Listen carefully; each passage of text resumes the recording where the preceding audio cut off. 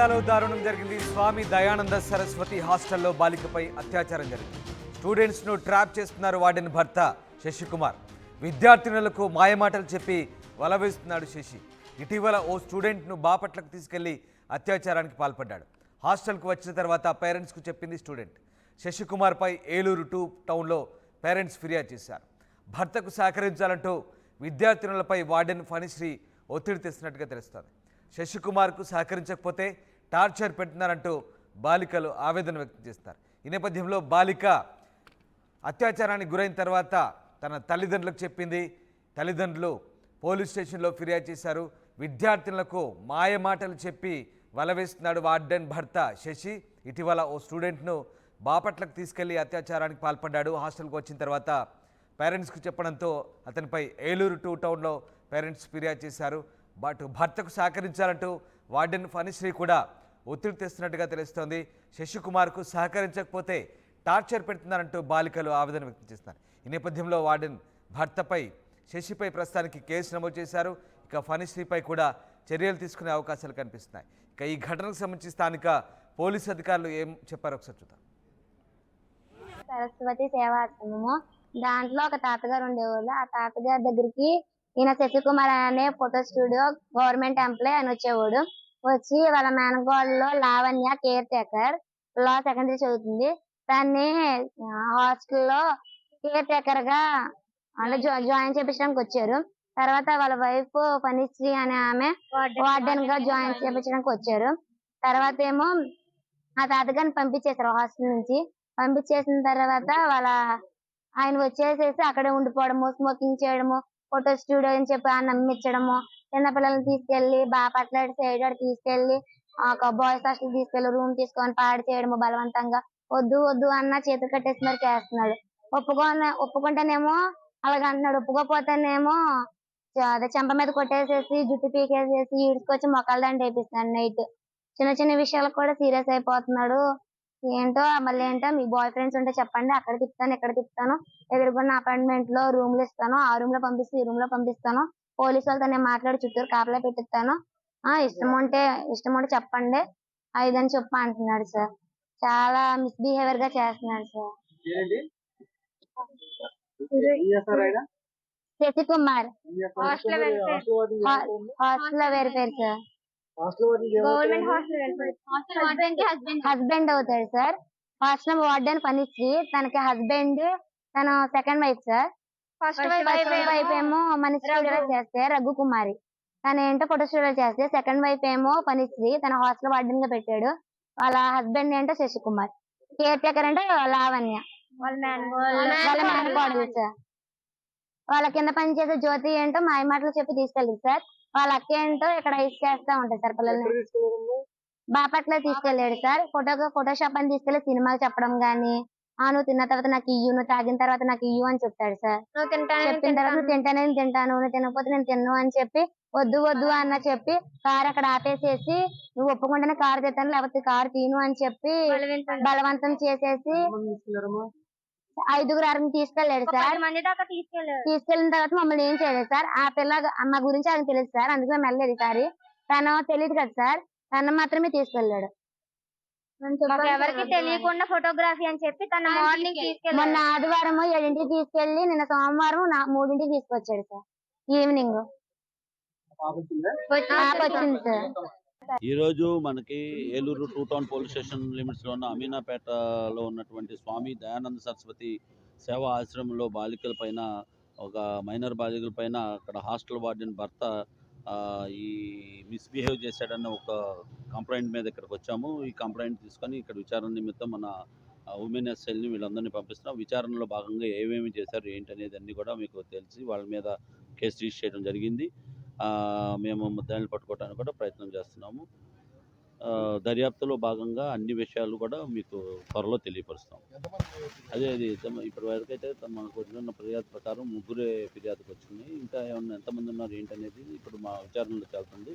Women ఎస్ఎస్ని చేస్తున్నాము. వీళ్ళందరినీ కూడా చేసి వాళ్ళ స్టేట్మెంట్ రికార్డ్ చేసిన తర్వాత మీకు అన్ని విషయాలు నేను తర్వాత వివరిస్తాను. అతను ఏంటంటే ఈ ఫోటో షాపింగ్ నేర్పిస్తాననే ఉద్దేశంతో వీళ్ళకి తీసుకున్న హాస్టల్ వార్డెన్ యొక్క భర్త సరే ఆ నమ్మకంతో వాళ్ళు వెళ్ళడంతో ఆ మైనర్ బాలికల పైన మిస్బిహేవ్ చేశాడని అభియోగం. ఆవిడ హాస్టల్ వార్డెన్ ఆవిడ. అతను హాస్టల్ వార్డెన్లో కాదు, అతను కూడా భర్త కాబట్టి అక్కడ ఉంటాడు. అతను ఫోటో షాప్ ఉందండి బయట. ఇంకా దర్యాప్తులో అన్ని విషయాలు చెప్తాను.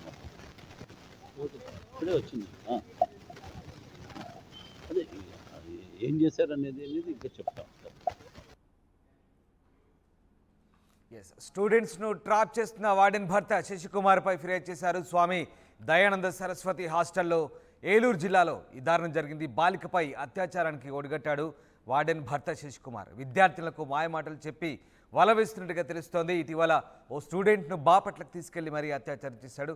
దీనికి వార్డెన్ కూడా ఫణిశ్రీ సహకరిస్తున్నట్టుగా తెలుస్తుంది. విద్యార్థినులపై భర్తకు సహకరించాలంటూ ఆమె ఒత్తిడి చేస్తున్నట్టుగా సమాచారం. అయితే శశికుమార్కు సహకరించకపోతే టార్చర్ పెడుతున్నారంటూ కూడా బాలికలు ఆవేదన వ్యక్తం చేస్తారు. ఈ నేపథ్యంలో హాస్టల్ వార్డెన్ భర్తపై ఏలూరు 2 టౌన్ పోలీస్ స్టేషన్లో ప్రస్తుతానికి కేసు నమోదైంది.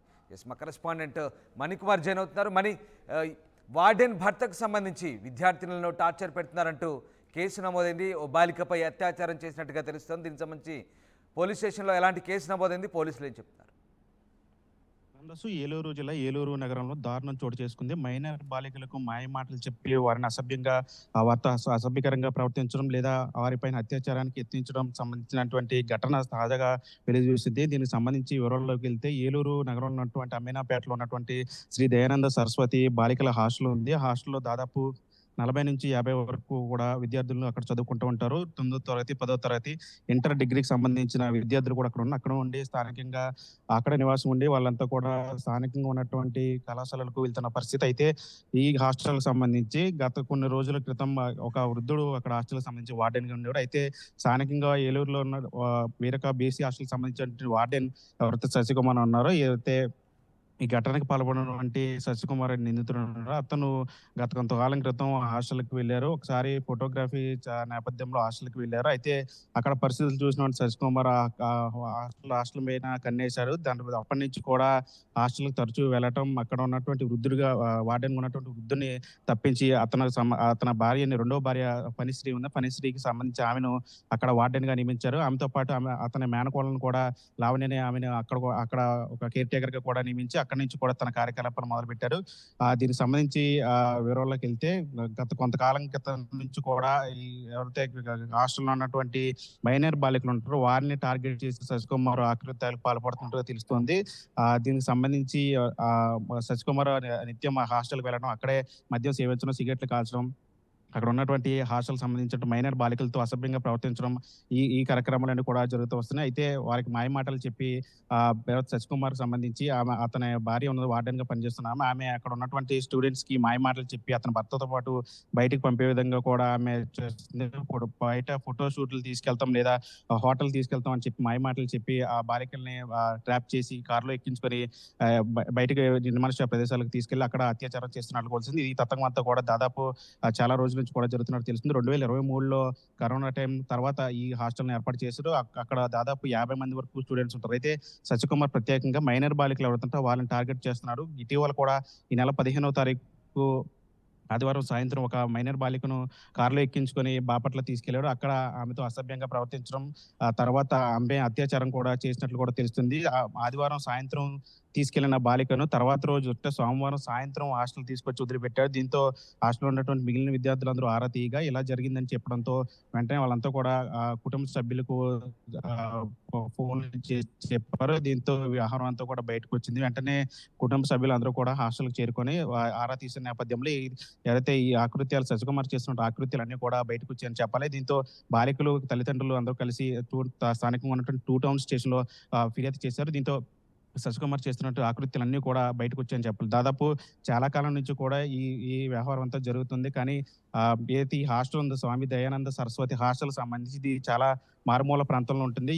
చాలా తక్కువ మంది స్టూడెంట్స్ ఉంటారు. దీంతో ఈ హాస్టల్ ఉన్నట్టు కూడా చాలా మందికి తెలియదు అక్కడ. దీంతో ఈ నేపథ్యంలోనే శశికుమార్ ఆకృత్యాలన్నీ కూడా సజావుగా సాగుతున్నాయి.